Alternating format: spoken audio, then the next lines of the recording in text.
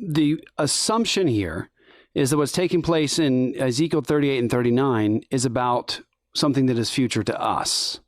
In Ezekiel 38 is about our future. Well, I would argue, no. What is the thing that you were always told, Pastor Luke, about the interpretation of the Bible related to dispensational premillennialism? People always said what? Literal interpretation, right? Like we hold to the literal interpretation. Right. And so when you read this, you got to read the Bible literally. And so it's one of the things that I would Revelation. It's one of the things I always harp on as well, is because I was always taught that literal interpretation. Now I want to say yes and no. Yes and no.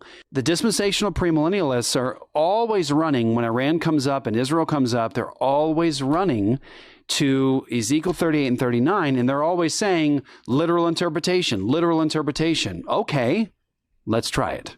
Here it is, literal interpretation, right? This is about our future. Okay, our future and its literal interpretation. And all your army, horses, horsemen, all of them clothed in full armor, a great host of them with buckler and shield, wielding swords. All right, now let's be consistent. You can't say this is future to us and guys, literal interpretation. And then when it doesn't happen that way or even look remotely like it, say, well, it's all symbolic. Like, which is it? Is it literal or is it symbolic? Because the text is clear. I mean, did we see anybody over the last week riding around on horses with these types of weapons of warfare, shields and helmets? Well, this is the best argument I think that he can come up with. I don't know if you even grasp this. So it's really important to Jeff Durbin. It's very important to the Roman Catholic Church. It's very important to the Orthodox Church as uppercase O. The Orthodox Church is by far the most anti-Semitic denomination of the Christian religion. It's the second largest Christian denomination. And this is the best argument they can come up with, given that Ezekiel 38 and 39 is talking about the Jews return to the land of Israel, and then they're attacked by Persia, modern-day Iran, with their proxies. And we're given those proxies in Ezekiel 38 very, very specifically.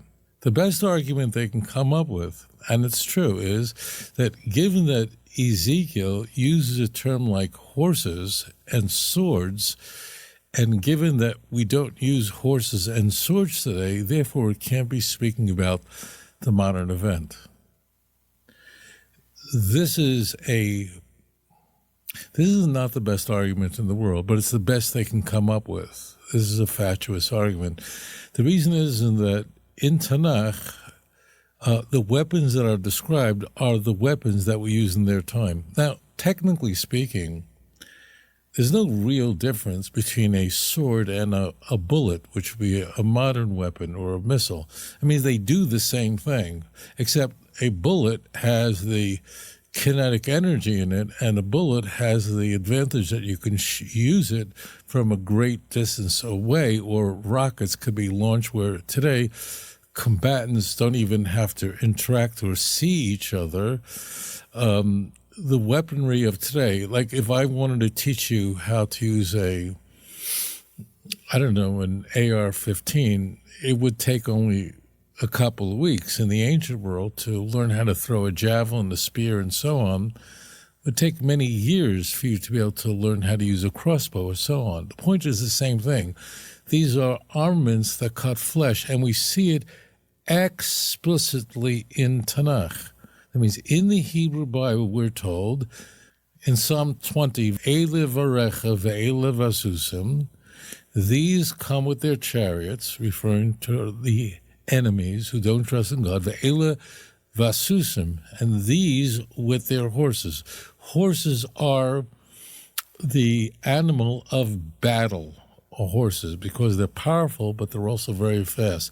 Va'anachnu, however, us, B'Shem Hashem Elokeinu Nazkir. However, we come in the name of the Lord our God. So this is a very famous passage, right? But we talk about how we have faith in the Lord, that we don't rely on horses. Are we to say that this passage does not apply today because it's using a term like horses?